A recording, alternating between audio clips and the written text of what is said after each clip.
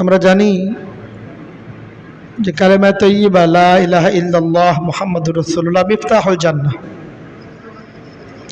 ঈমানের যে কালেমা, এই কালেমা হচ্ছে জান্নাতের চাবি।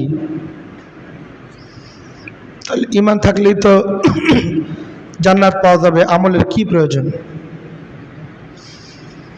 এই প্রশ্নটাই কিছু উলামায়ে কেরাম হযরত কাব আহবার তাকে জিজ্ঞেস করেছিলেন, আলাইসা লা ইলাহা ইল্লাল্লাহ মিফতাহুল জান্নাহ।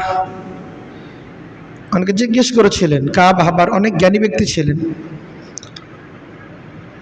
কোরআনের জ্ঞান তো ছিলই, তাওরাত ইনজিলের জ্ঞানও তার ছিল, পূর্ববর্তী আসমানি কিতাবের তিনি আলেম ছিলেন।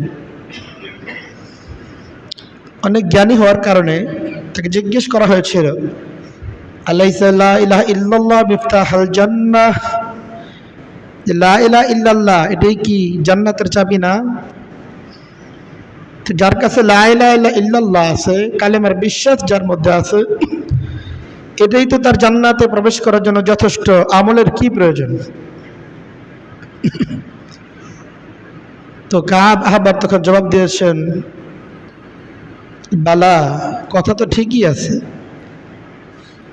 লা ইলাহা ইল্লাল্লাহ এই যে ঈমানের যে কালেমা, এটা তো জান্নাতের চাবি, কথা তো ঠিকই আছে, কিন্তু ওয়ালাকিন লিকুল্লি মিফতাহিন আসনানান ফাইন জিতা বিমিফতাহিন লাহু আসনানুন ফুতিহাত লাক ওয়া ইল্লা লাম তুফতাহ লাক। তিনি বললেন, কথা ঠিক আছে, ঈমানের যে কালেমা লা ইলাহা ইল্লাল্লাহ এটা জান্নাতের চাবি, কিন্তু তোমরা লক্ষ্য করো যে প্রত্যেক চাবিরই কিন্তু আলাদা কিছু দাঁত আছে। কাজেই তুমি যে চাবি নিয়ে জান্নাত উঠবা, ঈমানের চাবি নিয়ে কালেমা নিয়ে জান্নাত উঠবা, এটা যদি আমলের দাঁতওয়ালা চাবি হয়, ঈমানের সাথে যদি এটা আমলের দাঁত থাকে চাবির মধ্যে, তাহলে তো জান্নাতের তালা খুলবে। কিন্তু ঈমান আছে কিন্তু আমলের দাঁত নাই চাবির মধ্যে, লাম তুফতাহ লাক, তাহলে জান্নাতের তালা খুলবে না। এজন্য ঈমান তো লাগবেই, জান্নাতের চাবি তো লাগবেই, কিন্তু সেই চাবিটা আমলের দাঁতওয়ালা হইতে হবে।